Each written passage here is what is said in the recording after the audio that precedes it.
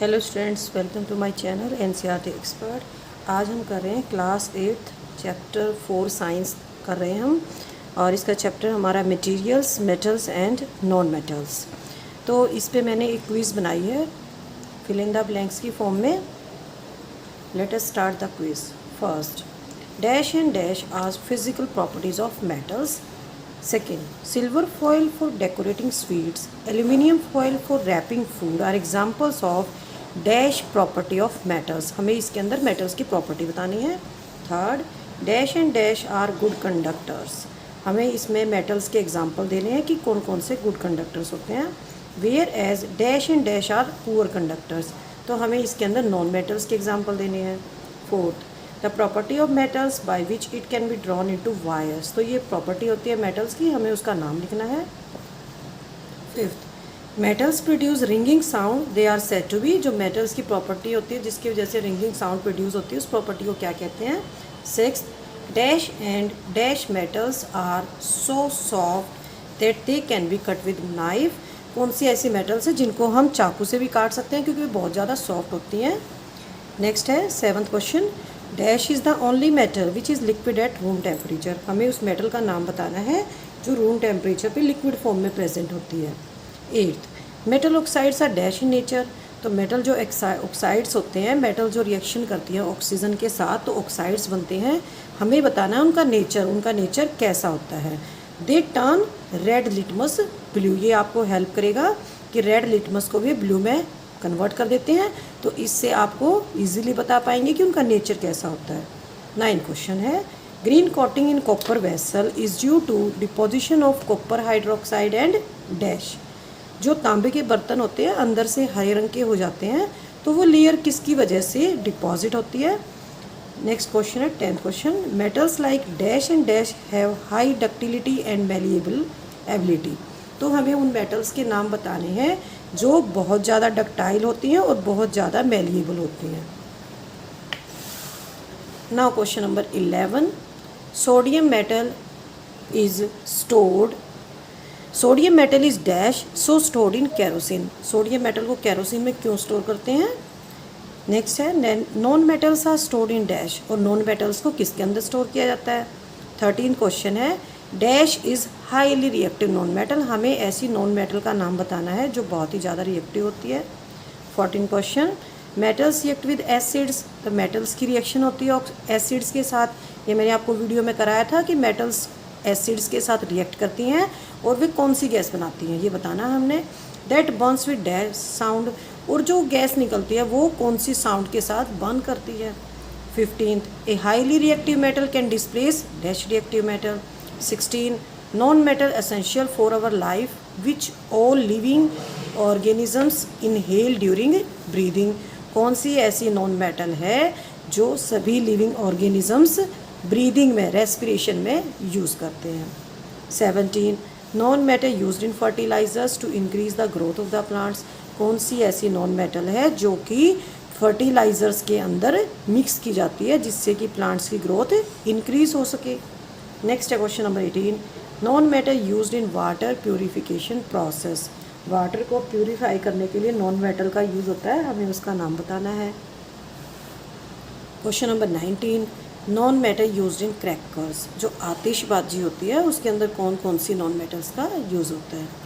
Question number 20, non metal used in purple coloured solution which is applied on wounds as antiseptic. जो purple colour का solution होता है और जब चोट लग जाती है तो उसके ऊपर एज ए एंटीसेप्टिक यूज़ करते हैं, तो उसके अंदर कौन सी नॉन मेटल यूज़ की जाती है।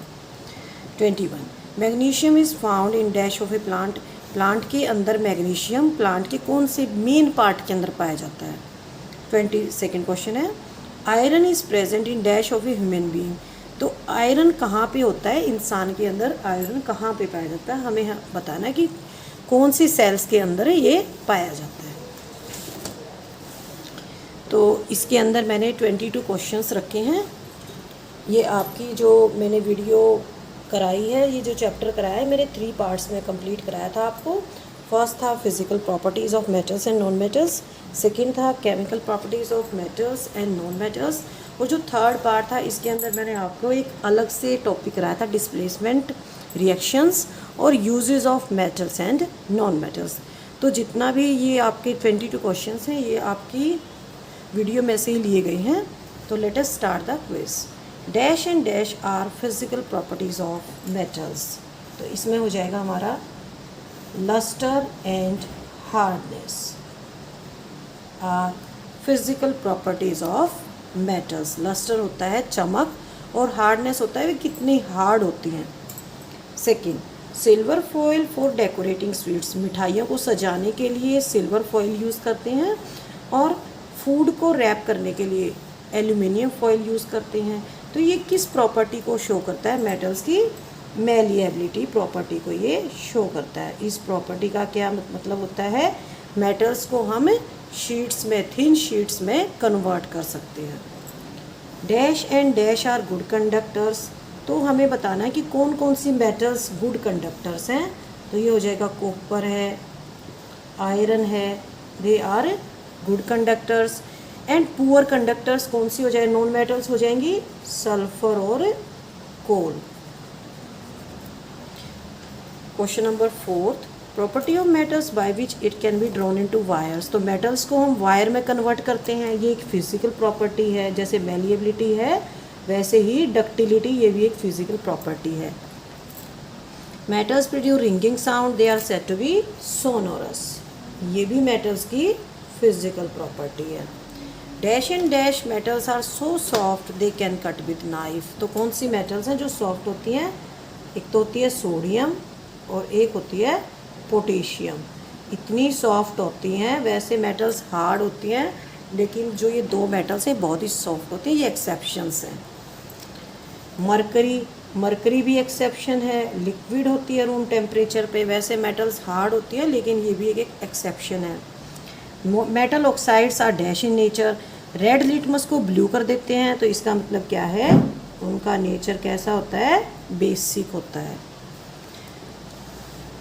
Question number 9, green coating in copper vessel. Copper vessel के अंदर जो ग्रीन कोटिंग होती है ये किसकी डिपोजिशन से होती है? कॉपर हाइड्रोक्साइड और कॉपर कार्बोनेट।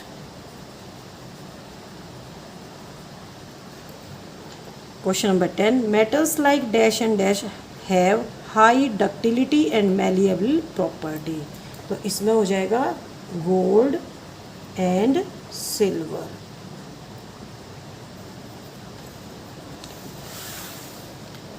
नेक्स्ट है हमारा question number 11,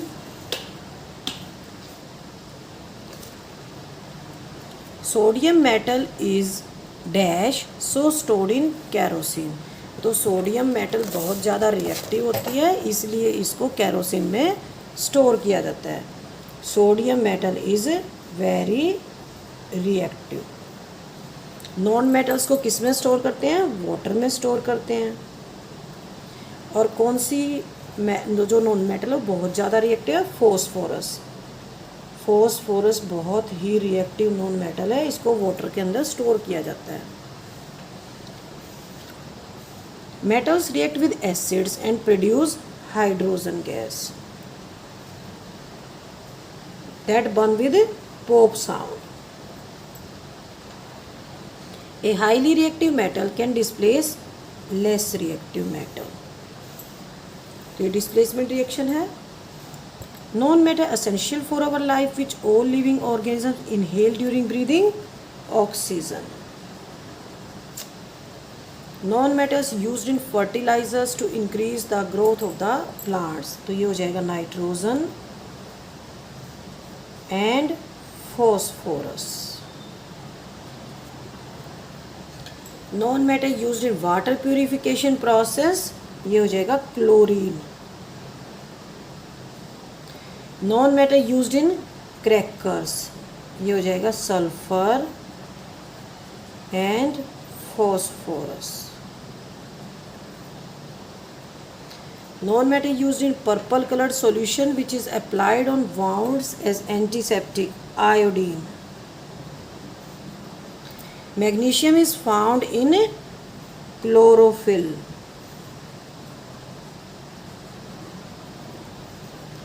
Iron is present in red blood cells and muscle cells. Muscle cells RBCs के अंदर होता है, 70% होता है आरबीसीज के अंदर, और मसल सेल्स में होता है अबाउट जो 30% बच जाता है वो मसल सेल्स में होता है। तो जो रेड ब्लड सेल्स में होता है उसको क्या बोलते हैं? हीमोग्लोबिन बोलते हैं। और जो मसल सेल्स में होता है उसको मायोग्लोबिन बोलते हैं। तो इसी के साथ हमारा जो चैप्टर है 4th metals and non metals finish होता है। इसके बाद मैं आपको इसका नेक्स्ट चैप्टर कराऊंगी, चैप्टर नंबर 5। अगर आपको वीडियो अच्छी लगी है तो लाइक करें और मेरे चैनल को ज़्यादा से ज़्यादा सब्सक्राइब करें। थैंक यू बच्चों।